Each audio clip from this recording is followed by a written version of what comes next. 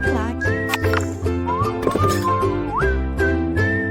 Fala galera, tudo bom com vocês? Aqui é o professor Douglas de Química na LAC Concursos e vamos lá? Hoje nós falaremos sobre geometria molecular e polaridade. Vamos ver como é que é cobrado na banca esses exercícios? Então vamos. Primeiro, a polaridade das ligações em uma molécula pode ser avaliada em função da presença de dois átomos com eletronegatividades diferentes.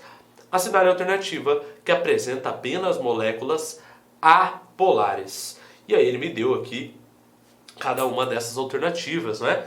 Ixi, professor, como é que eu analiso essa tal dessa polaridade? Para isso, vamos para o embasamento teórico disso? Primeiro, a primeira coisa que eu tenho que saber quando se trata de polaridade é que isso vai ter dependência também de uma coisa chamada geometria molecular, ou seja, a representação tridimensional dessas moléculas, justamente como ela se comporta no meio, e aí sim eu consigo entender as propriedades físicas desse material. Nelas são indicadas as seguintes características: primeiro, o número e o tipo de átomos que tem na molécula, a geometria também, ok? A geometria da molécula, ou seja, o formato. Para que eu entenda, como é que eu vou saber desse formato da molécula, professor? Eu preciso do quê? Eu preciso da teoria da repulsão dos pares eletrônicos. Em outras palavras, o que faz eu saber o formato, justamente, o que faz uma substância ter um certo formato,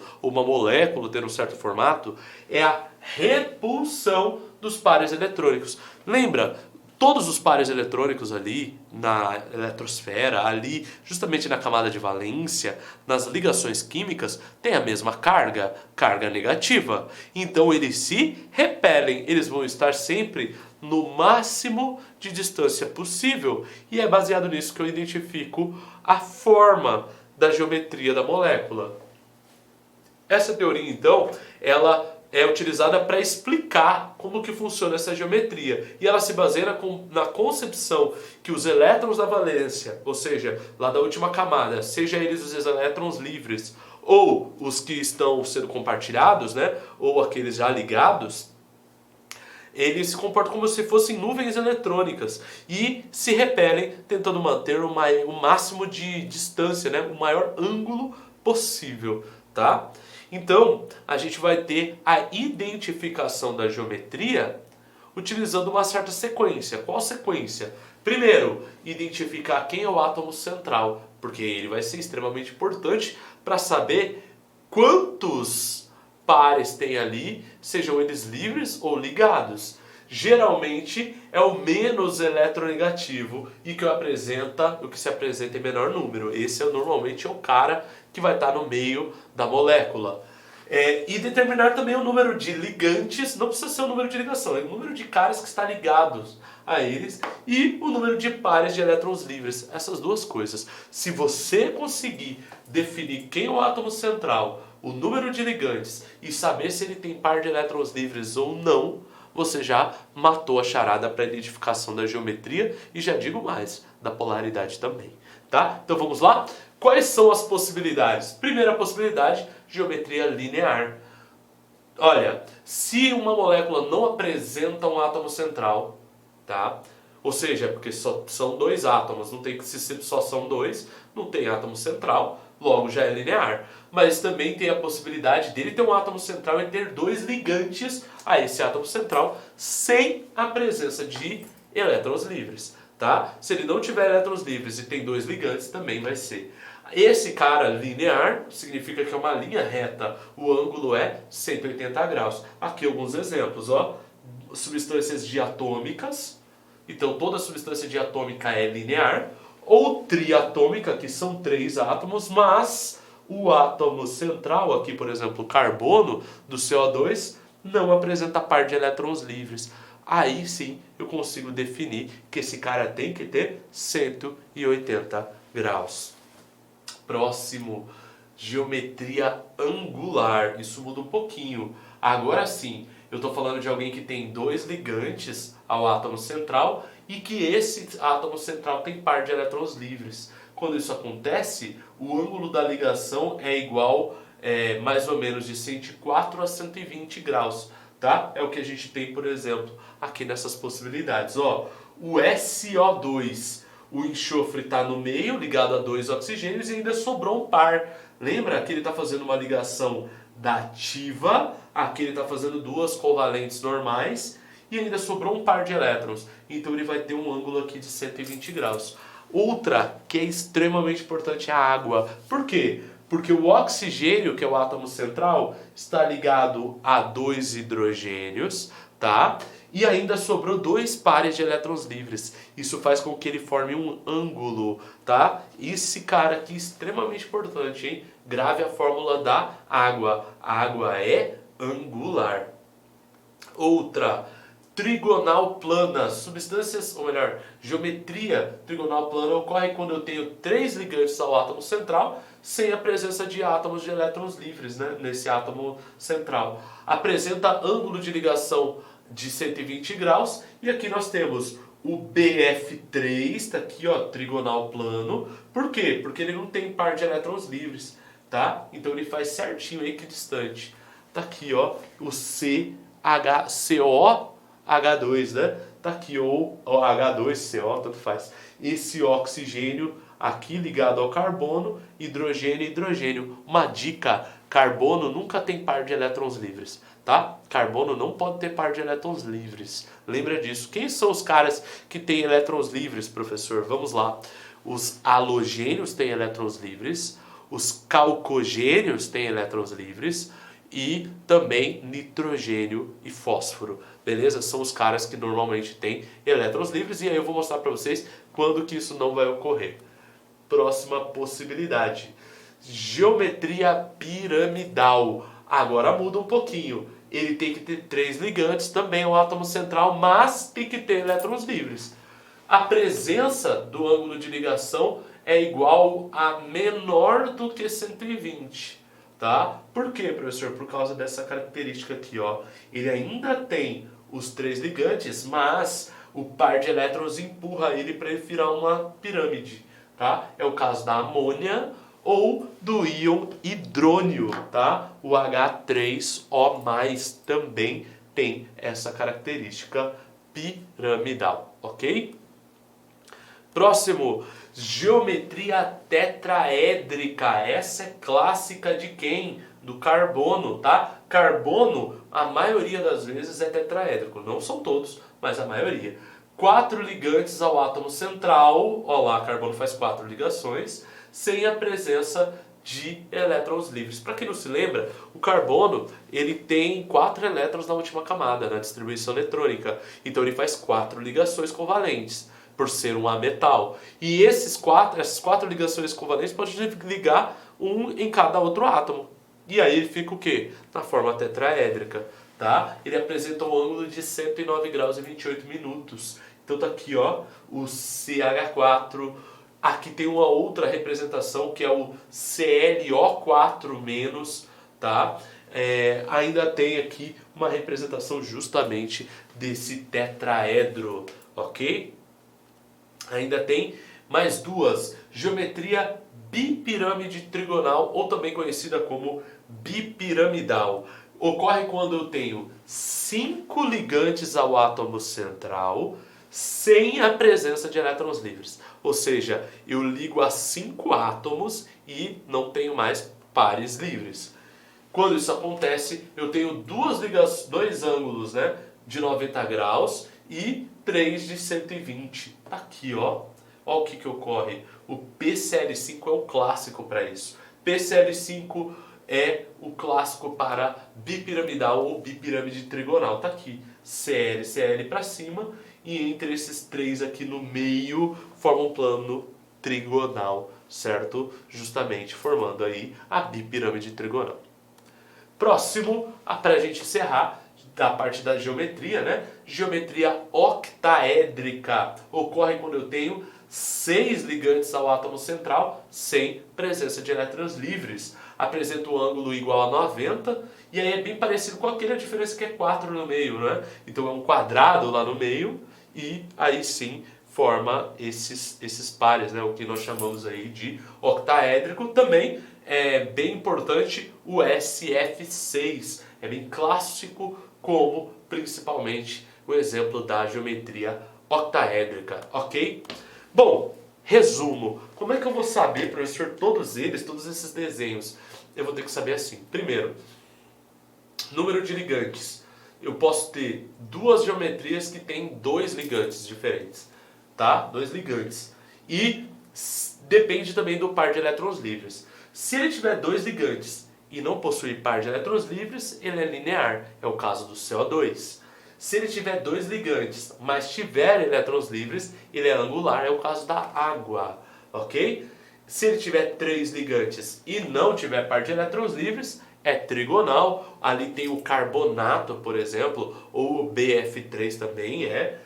E se ele tiver três ligantes, mas tiver par de elétrons livres, é piramidal. A amônia clássica tá ali, certo? Eu digo para vocês que normalmente esses quatro primeiros são os mais importantes, mas vamos ver os outros, né? Ainda tem o tetraédrica, então ó, tem quatro, agora os outros três últimos não tem par de elétrons livres mais, né? Se tiver quatro ligantes, nenhum par de elétron livre, tetraédrico. Se tiver 5 e não par de elétron livre, é bipiramidal. E se tiver 6 e também não tiver par de elétron livre, é octaédrico.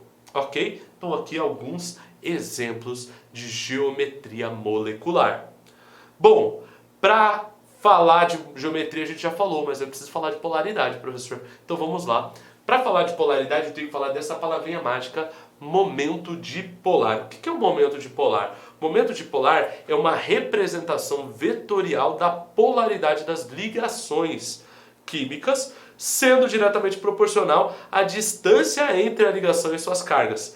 E está relacionado à própria polaridade da substância, né, e da molécula. Como assim, professor? Polaridade, galera, está diretamente associada, primeiro, à distância entre os átomos, isso não vai fazer tanta diferença por enquanto, mas também a diferença de eletronegatividade. Então, por exemplo, quando eu olho para o hidrogênio e para o cloro, e olho lá para a eletronegatividade, eu vou ver que o cloro é muito mais eletronegativo do que o hidrogênio.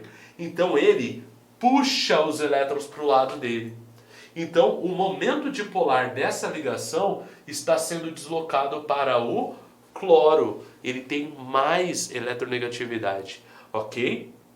Bom, as ligações químicas polares são aquelas em que os átomos ligados apresentam diferença de eletronegatividade. Em outras palavras, átomos diferentes, eletronegatividades diferentes. Então, o que é uma ligação polar? Uma ligação polar ocorre quando eu estou falando de átomos de elementos diferentes estão ligados entre si, tá? E quanto maior for a diferença, maior vai ser a polaridade, até chegar no ponto, por exemplo, de uma ligação covalente deixar de ser covalente e virar iônica, ok?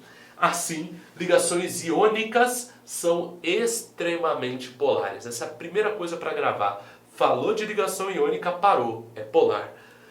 Ligações covalentes entre átomos de elementos diferentes também são polares, menos do que as iônicas, mas são polares. E ainda existem as ligações covalentes que ocorrem entre átomos do mesmo elemento. Quando isso acontecer, isso é um tipo de ligação apolar. Fechou? Então, ligação polar, elementos diferentes ligados entre si. Ligação apolar, mesmo elemento, átomos do mesmo elemento que estão ligados entre si. Ok? Bom, a determinação da polaridade da molécula está relacionada ao momento dipolar. E o momento dipolar for diferente de zero, esse cara é classificado como polar. Se o momento dipolar for igual a zero, a molécula é apolar. E aí, para ficar mais claro, vamos ver os dois exemplos do CO2, tá? CO2 e H2O, água. Olha para o CO2. Primeiro, quem é o átomo central? Ah, o de menor quantidade. Então tá aqui, átomo central, carbono. Oxigênio para um lado, oxigênio para o outro. Ligação, o carbono tem que fazer 4 ligações. O oxigênio só pode fazer 2. Então tá aqui, ó, 4 e 2. Fica assim mais fácil, tá? Olha para isso aqui. O momento dipolar desse cara vai identificar o seguinte. Como o carbono é menos eletronegativo do que o oxigênio, essas ligações estão sendo deslocadas para esse lado e essas para esse. peraí, momento dipolar desse cara e desse lado não estão se anulando? Olha só, se o vetor está para esse lado e para o lado oposto, né? Ou seja, estão em direções, é a mesma direção, só que sentidos opostos, não é? E com a mesma intensidade, inclusive, é porque o momento dipolar desse cara é igual a zero, certo? Não existe uma resultante vetorial. Se não existe uma resultante vetorial, esse cara é apolar. Esse é apolar. Vamos ver o da água. Olha só o da água. Oxigênio, só que ele tem que estar assim, ó. Lembra que eu falei? Lembra da água assim. Por quê? Por causa dos pares de elétrons livres, não é? Vou colocar lá em cima, não tem problema não. Aí você vai ver o seguinte, olha. O oxigênio é mais eletronegativo do que o hidrogênio. Então essas ligações estão para esse lado. Como esses dois vetores não estão se anulando, na verdade eles fazem um complemento e uma resultante aqui para cima. Esse aqui é o momento dipolar, ó. O momento dipolar dele é esse vetor resultante. E nesse caso é um vetor diferente de zero. Portanto, ele é polar. A água é um solvente polar. Por quê, professor? Está aqui. Porque o momento dipolar dele é diferente de zero. Já o CO2 é um gás que é, inclusive, apolar. Por que é apolar, professor? Resposta. Porque o momento dipolar é igual a zero. Tá? Ou seja, a resultante das ligações ali são todas iguais a zero. É assim que eu defino polaridade de substância. Ok?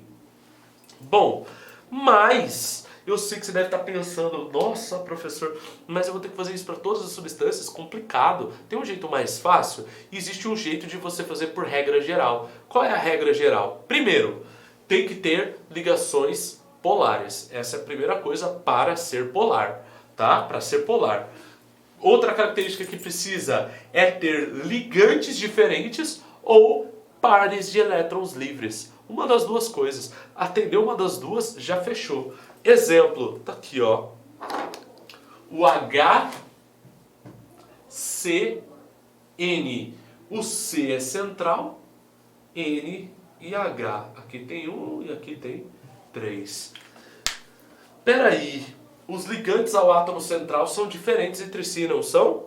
São. O átomo central tem par de elétrons livres, professor? Não. Mas só dos ligantes serem diferentes, esse cara já pode ser classificado como polar, tá? O ácido cianídrico é polar. E se a gente olhar, por exemplo, para a amônia, NH3, o NH3 tem o formato piramidal, justamente. Por quê, professor? Por causa do par de elétrons livres. Peraí, se ele tem pares de elétrons livres, os ligantes são iguais. Hidrogênio, hidrogênio, hidrogênio. Mas ele possui par de elétrons livres. Opa, então ele também vai ser classificado como polar. Também é uma substância polar. É assim, de maneira mais direta, que eu consigo definir uma coisa ou outra. Certo? Ou seja, sem fazer a análise do momento dipolar, eu posso fazer analisando justamente os ligantes ou a presença de elétrons livres. Ok, galera, tranquilinho. Bom, bora para a questão então. A questão diz o seguinte: a polaridade das ligações de uma molécula pode ser avaliada em função da presença de dois átomos com eletronegatividades diferentes. Assinale a alternativa que apresenta apenas moléculas apolares. Cuidado, quando eu olho, por exemplo, para esses 4 grupos aqui, eu estou procurando por quem é apolar. Tem alguns caras que eu quero que tu grave. Já grava esse aqui, ó. Amônia e água, já grava que é polar, tá? Para você não se confundir. Mas tá bom, professor, posso até saber esse, mas e o restante? Aí você vai fazer o seguinte, olha só. O primeiro, B, F, F e F. O boro, ele só tem 3 elétrons na última camada. Faz 3 ligações, fez todas. Sobrou par de elétrons livres, professor? Não. Os ligantes deles são diferentes, professor? Também não. Então esse cara é polar ou é apolar? Pera aí. Ligantes iguais, não tem par de elétron livre? Esse cara é apolar. Beleza. Ué, professor, CO2 você já mostrou pra gente, realmente. O CO2 está aqui, ó. O dupla C dupla O. Carbono tem par de elétrons livres? Não. Oxigênio dos dois lados são diferentes, né? Os ligantes são diferentes? Não. Então esse cara também é apolar. Ah, professor, mostra então as outras substâncias pra gente? Mostro sim. A gente vai ver isso aqui, ó. Pera aí, eu já defini. A A é onde está todos eles, né? A B, a gente já viu justamente o NH3. E o SO2? O SO2 ele vai ter esse formato, ó. Faz assim logo, dupla O e sobrou par de elétrons livres. Pera aí, sobrou par de elétrons livres, isso é polar. Vamos ver outra.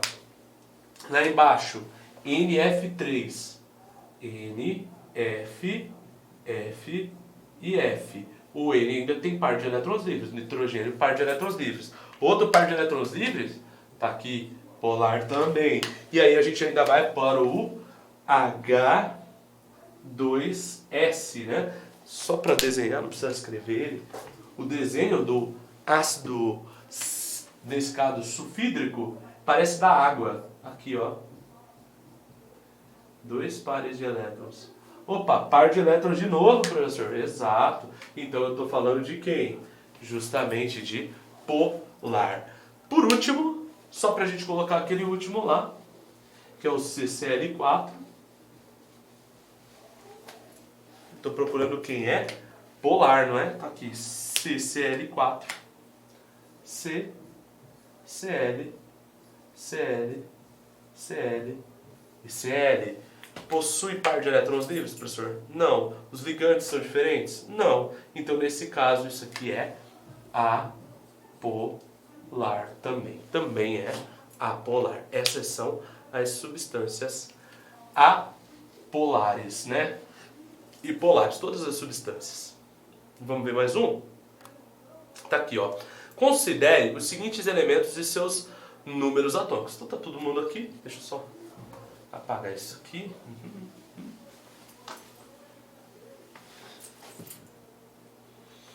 A alternativa que apresenta o par de substâncias polares, olha só, a alternativa que apresenta o par de substâncias polares é CCl4, a gente já viu.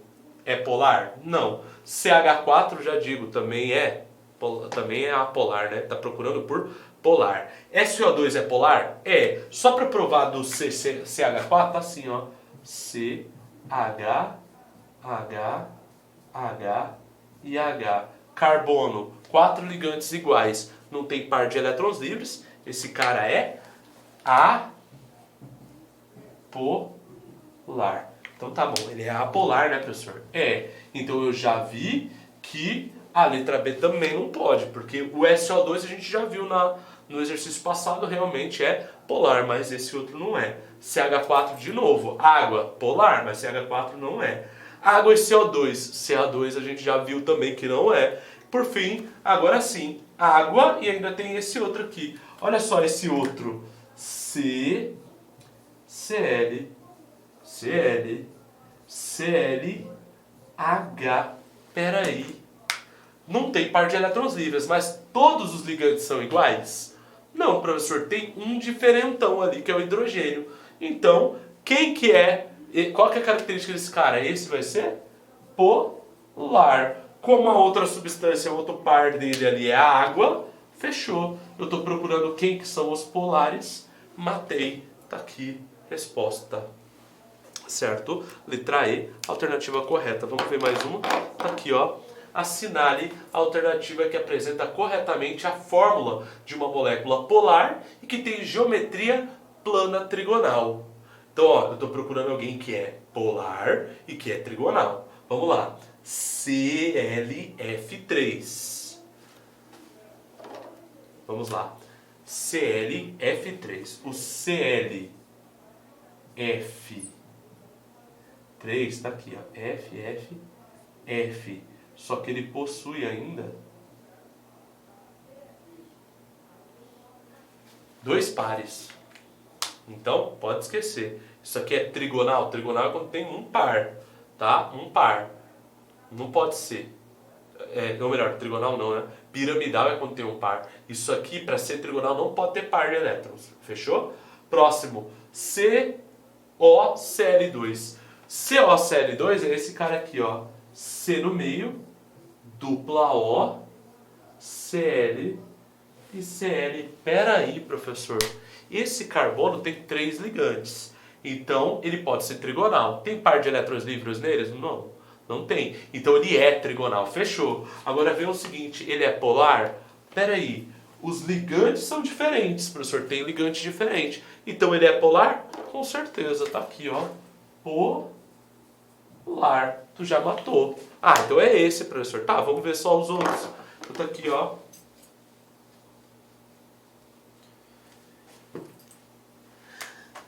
S, dupla O, Cl, Cl. Ah, professor, esse também é. Opa, é que esse aqui ainda tem um par de elétrons livres. Então não é não. Tá? Não é trigonal. Por fim, XeOF2. Xe aqui, ó, xenônio é um gás nobre. Gás nobre nunca vai conseguir virar trigonal, tá? Por quê? Porque ele tem 4 pares de elétrons. Então ele não pode ser trigonal nunca. Tá? Já dou essa dica para você, nunca vai ser trigonal. Ele pode ter outras geometrias, mas não a trigonal. Ou seja, quem que eu estou procurando? Justamente esse cara. Opa, ainda tem mais um, né? Tem o pH3, vamos fazer ele aqui. pH3, né? Como é que é o pH3, professor? Espera aí, o fósforo no meio, hidrogênio, hidrogênio, hidrogênio, par de elétrons. Opa, outro par, professor. É trigonal? Não. Isso aqui também é piramidal. Então, nesse caso, a alternativa correta realmente é o COCl2. Galera, é isso, né? É isso aí. Então, faça os exercícios, estudem e, é claro, até a próxima para a gente dar continuidade. Grande abraço. Tchau, tchau. Clique lá